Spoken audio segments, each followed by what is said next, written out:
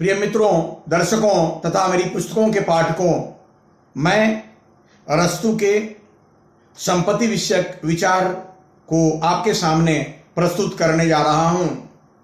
अरस्तु अपनी महत्वपूर्ण पुस्तक पॉलिटिक्स के 8वें से लेकर 11वें अध्याय के बीच यानी 4 अध्यायों में संपत्ति विषयक अपने विचारों को बहुत व्यवस्थित रूप में रखता है।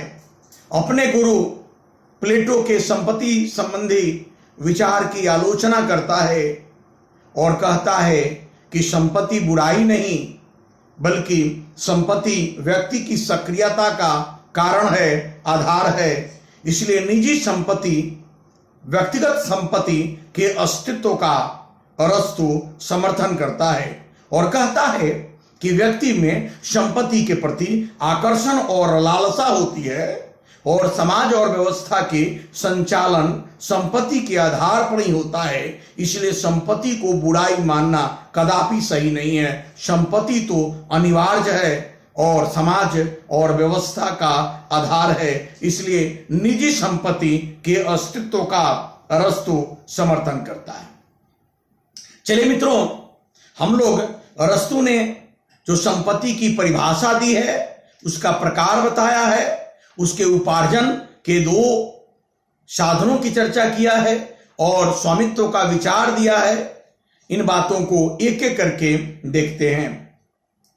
अरस्तु ने सबसे पहले संपत्ति की परिभाषा दिया है और कहा है कि संपत्ति वह साधन और समूह है जिसे व्यक्ति की न्यूनतम आवश्यकताओं की पूर्ति होती है तथा उत्तम जीवन की प्राप्ति होती है।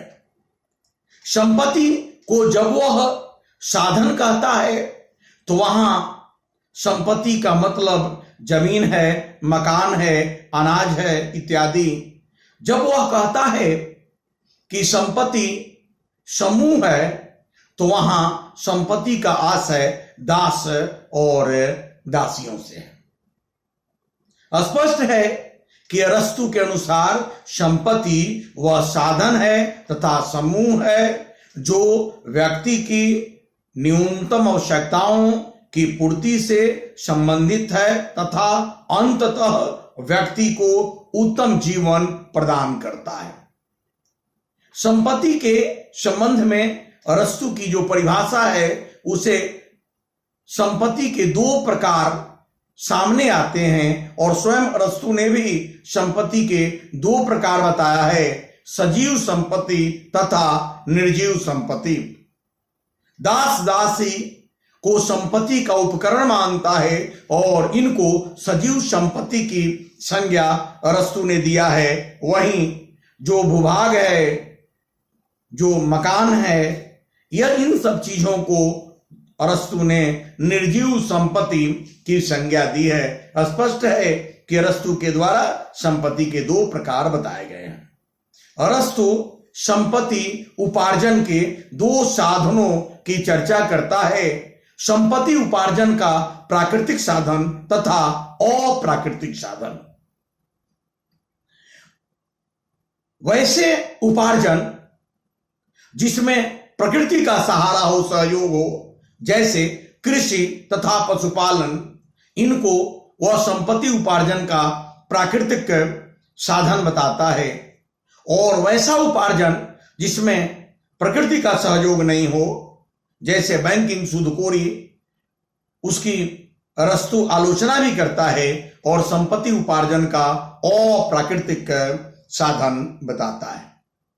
अरस्तु के द्वारा अपने संपत्ति के विचार में स्वामित्व की चर्चा की गई है और अरस्तु ने संपत्ति स्वामित्व के 3 सिद्धांतों को रखा है। सार्वजनिक संपत्ति का सार्वजनिक उपभोग का सिद्धांत, सार्वजनिक संपत्ति के निजी उपभोग का सिद्धांत और निजी संपत्ति के सार्वजनिक उपभोग का सिद्धांत।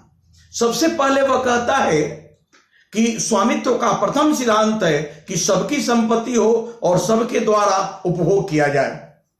अरस्तु कहता है कि यह सही नहीं है। यदि संपत्ति सबकी होंगी और सबके द्वारा उपभोग किया जाएगा तो फिर समाज में संघर्ष हो जाएंगी और सक्रियता का अभाव हो जाएगा। इसलिए यह संपत्ति स्वामित्व का सिद्धांत, उपभोग का सिद्धांत सही नहीं है। तब दूसरे सिद्धांत की चर्चा करता है सार्वजनिक संपत्ति का निजी उपभोग। वह कहता है कि संपत्ति सबकी हो और निजी हितों में उसका प्रयोग हो। इसकी आलोचना करता कहता है कि नहीं, सबकी संपत्ति निजी हित में अगर प्रयोग की जाएंगी तो यह उचित नहीं है, यह भी सही नहीं है।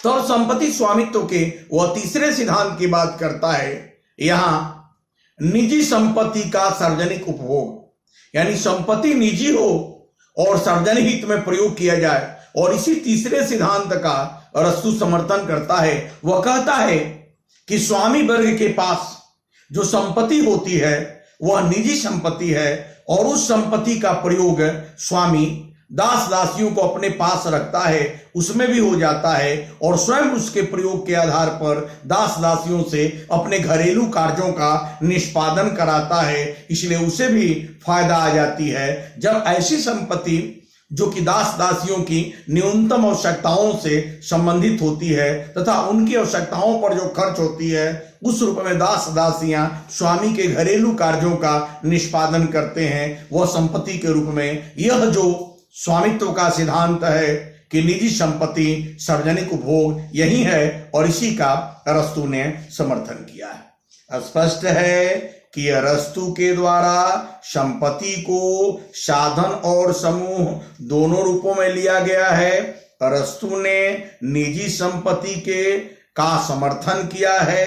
अरस्तु के द्वारा संपत्ति उपार्जन के दो माध्यम या साधन प्राकृतिक तथा अप्राकृतिक बताया गया है। प्राकृतिक साधन का समर्थन किया गया है, सूदखोरी वगैरह की निंदा की गई है। अरस्तु निजी संपत्ति के स्वामित्व का, निजी संपत्ति के अस्तित्व का जरूर समर्थन करते हैं, परंतु उन्होंने संपत्ति को आवश्यकता से जोड़ा है। संपत्ति व्यक्ति की आवश्यकता से ही संबंधित होनी चाहिए। फिर अरस्तु के द्वारा संपत्ति को सकारात्मक माध्यम या साधन और व्यक्ति की सक्रियता का आधार बताया गया है। अरस्तु भले ही निजी संपत्ति का समर्थन करते हैं, लेकिन कहते हैं कि समाज में संपत्ति सापेक्षिक संदर्भ में होनी चाहिए। ऐसी नहीं होनी चाहिए कि किसी के पास बहुत अधिक हो और किसी के पास नहीं हो, यानी संपत्ति के लगभग संतुलित रूप को स्वीकार करते हैं। अरस्तु उदारवादी विचार देने के बाद भी संपत्ति के संबंध में मध्यमार्गी सिद्धांत को स्वीकार करते हैं और उनका कहना है कि संपत्ति संग्रह नहीं होनी चाहिए। यदि संपत्ति संग्रह होंगी तो समाज में संघर्ष होगा, शासन और व्यवस्था में परिवर्तन की मांग उठेंगी, क्रांति हो जाएंगी।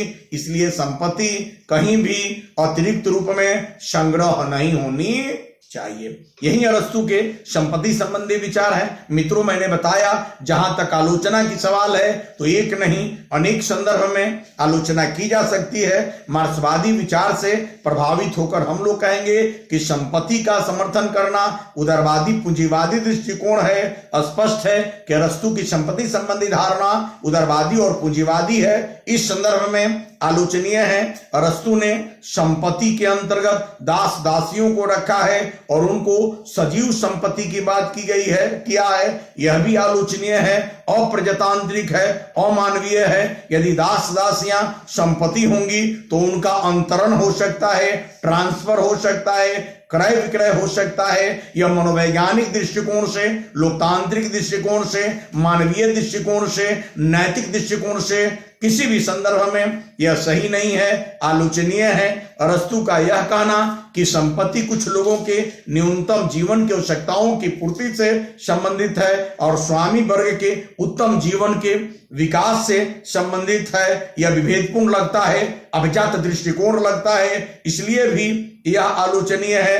अरस्तु के विचार इसलिए भी आलोचनीय है कि उन्होंने कहा है कि संपत्ति का संबंध आवश्यकता से है, आवश्यकताएं तो अनंत होती हैं। ऐसी स्थिति में भला संपत्ति को कैसे सापेक्षिक या समान और सीमित बनाया जा सकता है, बताया जा सकता है। एक नहीं अनेक संदर्भ में आलोचनीय है। फिर भी उनका यह कहना कि संपत्ति सक्रियता का कारण है, आधार है, आज के संदर्भ में कुछ हद तक और महानगरीय जीवन में सही प्रतीत होती है। नगरों में दौड़ते हुए जीवन को और सुबह से शाम तक थकान के बाद भी अतिरिक्त काम करते हुए जीवन को देखते हुए यह लगता है कि वास्तव में संपत्ति व्यक्ति की सक्रियता, अति सक्रियता, अत्यधिक सक्रियता का कारण है और संपत्ति में आकर्षण होता है, इसे इनकार नहीं किया जा सकता। थैंक्स। मैं दूसरे वीडियो पर काम करूंगा। मित्रों, मैंने तो कहा था कि 5 वीडियो के अंतर्गत रखने का प्रयास करूंगा, लेकिन अरस्तु को अगर बताना है तो और भी कुछ वीडियो इसमें देने होंगे, इसलिए फिर आगे चलकर मैं काम करूंगा। ब्रीफ में मैं बता रहा हूं, आपसे अनुरोध है कि आपके द्वारा मेरी पुस्तक जो यूजीसी पर है या दूसरी जो पुस्तकें हैं उन पुस्तकों को पढ़कर अपने ज्ञान का विस्तार कीजिएगा। और मैंने पहले भी कहा था, पुनः मैं दोहराता हूं, आपको विषय को लेकर कोई भी तकनीकी या विषयगत समस्याएं हैं तो 4 बजे से लेकर 5 बजे तक जो हमने आपसे अनुरोध करके एक वीडियो में दिया था, नंबर भी अपना, उस पर आप फोन करके हमसे बात कर सकते हैं, प्रश्न कर सकते हैं। मैं तत्क्षण अपने ज्ञान की सीमा में उसको स्पष्ट करने का प्रयास करूंगा। धन्यवाद मित्रों। Okay, thank you, God bless you.